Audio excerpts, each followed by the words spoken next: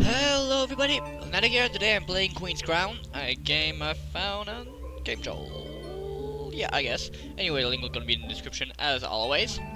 So, let's get right into it, because I kind of forgot what it was about.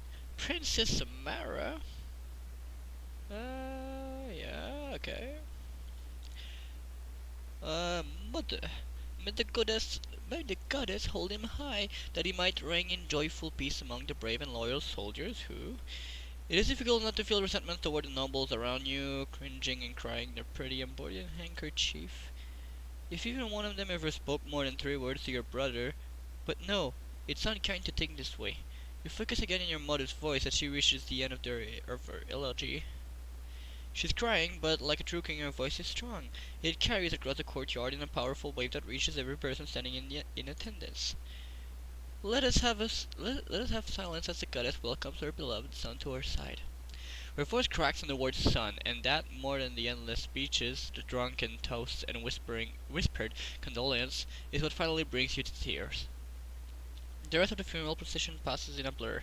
The empty casket has already been filled to the brim with flowers and sweet scented herbs according to custom, so that when it is finally set ablaze, the glowing smell washes over you. You can't help but wonder where your brother's body is, and whether or not we'll ever get to give him the send of the deserved funeral worthy of the king he was. Come, love. Your mother, now officially the Queen Regent, passes regally through the crowds of mourners. She doesn't look behind to make sure you follow, and it doesn't even occur to you to disobey. Your feet carry you through the inner gates leading into the castle behind the Queen. The guard posted at the bulldozers offer low, respectful blows. As you pass, they hold the doors open, first for your mother, then for you. I'm the princess. She waits for you in the hall outside the audience chamber, face less composed than it had been in front of the crowd. When you get close enough, she gathers you in her embrace. She doesn't speak at first. The familiar smell of her perfume, pure blossoms, envelops you, and the tears threaten to leak again, this time from the safe privacy of your mother's arms. As if sensing that you are both in danger of falling apart completely, she loosens her grasp, gently moving to hold you at arm's length. That's enough for now, love. We have too much work to do, well, you see. Despite her words, she takes a minute to brush off the hair off your forehead in a gesture she hasn't used since you were a child. Her eyes traces over your features for a long moment as if searching for something. You will be fine. Her voice is too firm for you to form any argument. She sweeps you away with one arm wrapped around yours in a clinging posture, that lacks any kind of decorum whatsoever. In spite of her strong words, your mother clearly wants to keep you close. She leads you to a room you've never been allowed to enter before, the King's Council Chamber. Thought you suppose it will be referred as the Queen Councils now. Awaiting you, standing around a circular table, are people you've known for years. Your Highness, Your Grace, Commander Grayson! Commander Grayson bows his head formally, first to the Queen Regent, then to you. His post as High Commander of the palace kept him from leaving the capital to join your brother in battle. It's fortunate it could not, as he would have fallen along with all his superior officers, and the kingdom would have lost its last valuable military leader. His new title, Master of Defense, makes him Chief Advisor in matters of war. Your Highness, I offer my sincerest condolences for your loss, but there is a grave matter at hand that's overdue for discussion. Oh wow, you look lovely. Ambassador Quinzel draws herself up to her full, unimpressive height and glowers at the commander. He has the good grace to clear his throat and follow belligerently silent at last. She then sighs and addresses the Queen Regent. What my colleague means to say that we are truly grieved, Your Highness, for both of you. She adds the last bit, looking at you kindly. Ambassador Friedrich Winzel, official liaison between common folk, nobility, and royalty, prides herself on knowing not just what to say in any given social setting, but also how to say it. His Majesty's loss is a terrible blow to the kingdom, and though the wound is still fresh, we must set our sights to securing the goal of safety that he fought for. I pray you will forgive me for the indelicacy, but we implore you to turn your thoughts to what we must do next. Everyone seems to be determined to tiptoe around the issue that it is a surprise when the third and final member of the council speaks. Oh wow, you look lovely. Elmry, Your Highness, where does the throne stand on the matter of successions? Emery's voice is soft but straightforward and blunt. You remember listening to that voice thrown through historical facts and figures many a long afternoon when he was one of your tutors. He left without warning years ago and only returned when the war began to take over his father's role as the Lord of the Treasury. You've seen him from afar once or twice since his return, but you haven't had much opportunity to speak with him beyond a few pleasantries here and there. You think your previous relationship as master and pupil. You had something of a youthful infatuation with him when you were younger. You and he were as close to being friends as his distant natural world. Here. While others call him reticent and cold, you know Emery to be capable of great consideration and kindness. He always kept a veil of professionalism between you, and the idea of becoming too informal was a laughable impossibility. But even after the years he spent away, you would still call him friend, and you know he would do the same. His eyes are warm when they meet yours for a second before he removes his gaze to your mother. Clearly, he's still waiting for a response. Mother, does the throne even stand Stephen Warren discretion? By right and by law of the land, Amara is now in line to wear the crown. You look up, shocked. The idea of ruling is something that passed briefly through your mind more than once during the Tararian War. It has also been easily ignored. Your brother was married after all. It was expected that his children with Queen Bianca would take over the line of succession. As if hearing your bewildered thoughts, Ambassador Federer answers her. Even though His Majesty died without issue, there are many who love Queen Bianca, the Wagger Queen Bianca, simply by association with him and would desire that she remain on the throne. She sniffed delicately and looked down at her sheaf of parchment. You recognized the plow as an attempt to avoid eye contact. There are even rumors that she was left with child, your Agnes. Your mother scoffs, tossing her head in a manner that isn't precisely befitting of a queen. I will not belittle my son's memory by entertaining such tawdry gossip. Rory charged me with personally looking after his wife's health. If she were with child, no one would have noticed sooner than I. The ambassador falls silent, but you meet her gaze and read the concern here. Bianca is not a grasping woman from what you have seen of her, but the two of you never became particularly close, even after your brother married her. Well, I'm starting to lose my speech here. Even so, she settled into life at a castle with Gusto. Oh, whatever. It is no secret that she enjoys her comforts, and she played a fairly active role in governing the capital while her husband fought in the war. You see your thoughts mirrored in Lady Federer's eyes. What would the Dowager Queen be willing to do to hold on to her finery and power? Commander Grayson interrupted your thoughts by voicing his own. Even without the complication of the Dowager Queen, the fact that the princess is her presumptive is still questionable, your highness.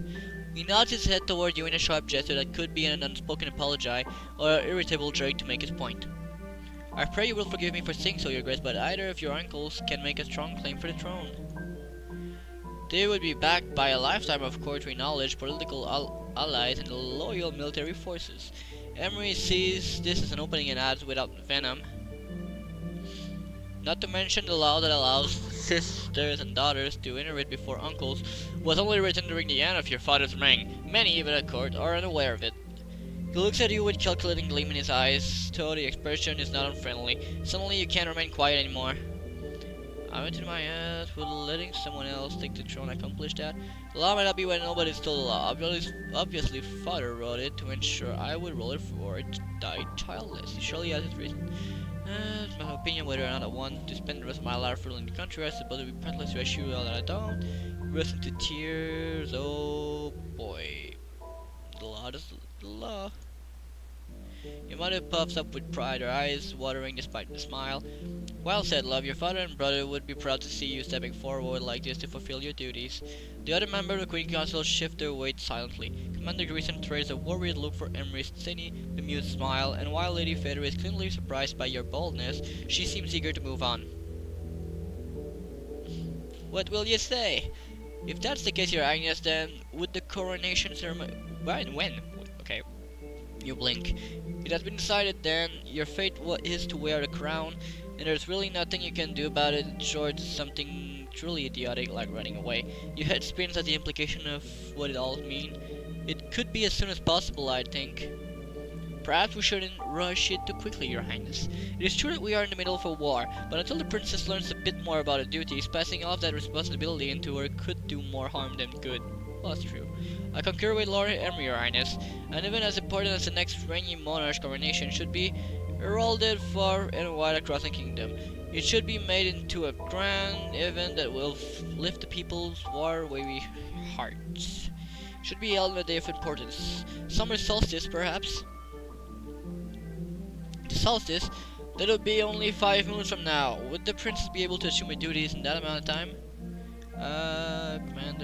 Commander, you speak of having been preparing for this eventuality most of my life.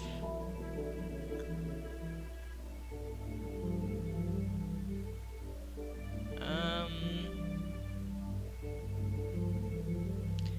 it's not I thought your opinion will be heard anyway. Imari nods approvingly. I thought she expected nothing less, and there is even a grudging respect in Commander's recent gaze as he bites off the rest of his words. It is decided then. The princess will be crowned on the day of the summer solstice. Until then, I shall see the day-to-day governance of Senado. The Queen Regent looks suddenly weary at this statement. She gathers herself with dignity, however, and fixes you with an intense stare. You, my dear, will keep yourself busy in the day leading up to the solstice. The commander and the ambassador will see that you are up the fighty areas of war and politics respectively. And Emery, you will oblige me and have the appropriate reading materials delivered to the princess' chamber for a study in her of hours? Of course, your highness. You are somewhat blindsided at the brute nature of these orders, but you know better than to argue. Your years of etiquette, history, and other lessons are not yet behind you, it seems. Your highness, perhaps you should retire for the day. You are still in mourning, and we worry for your health. My health is fine, Ambassador. I am only tired. I will retire for a few hours of rest, but I want to be informed immediately if anything of import occurs. Lady Federa murmurs her whatever. And she follows out a council member behind your mother, scribbling something on a piece of parchment. Commander Grayson soon follow. Before you can leave, Emery falls into step beside you and catches your eye. Your Grace, if I might have a moment of your time. He offers you his arms, and courtly custom dictates that you take it, at least until you can politely excuse yourself. Uh-oh.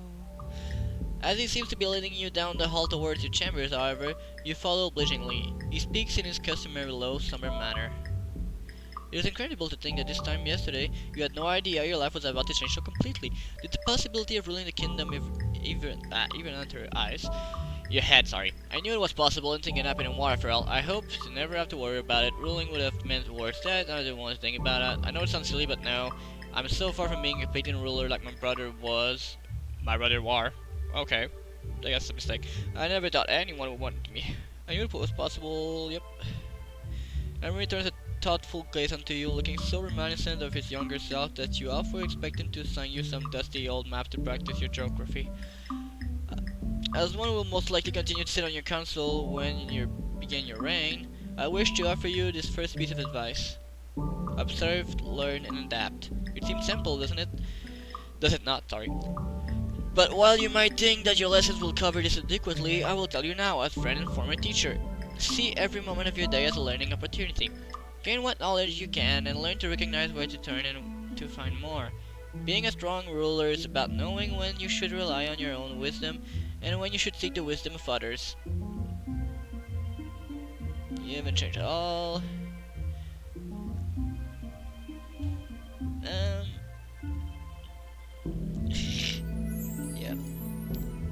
It's a hard habit to break, your grace, forgive me.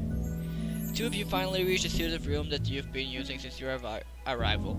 Demonstrating impeccable courtly etiquette, Emery gently takes your hand from where it was resting on the bed of his arms and places a single kiss between the knuckles of your first and second fingers. By your leave, your grace.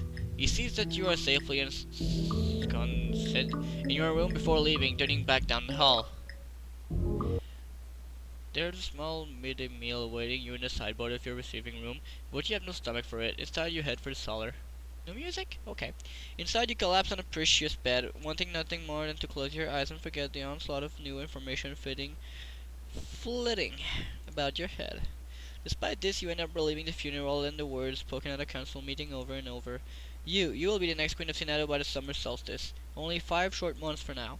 You do not sleep for a long time. A few mornings later, you awaken to a strange presence in your chambers. A nobleman who looks to be about your age awaits in your receiving room. She rises from her seat respectfully at your entrance and dips into an elegant courtesy. Oh, just a Lascari. Okay, you know what, guys? I think I am going to leave this episode here for now because I don't have a lot of time in front of me today, unfortunately. But this game is, how could I say, it? Interesting. It has a great potential and I want to see it. But for now, I have to leave it that way, sorry. So, I hope you guys have the most wonderful day of your lives and we'll catch you all in the next video. Goodbye!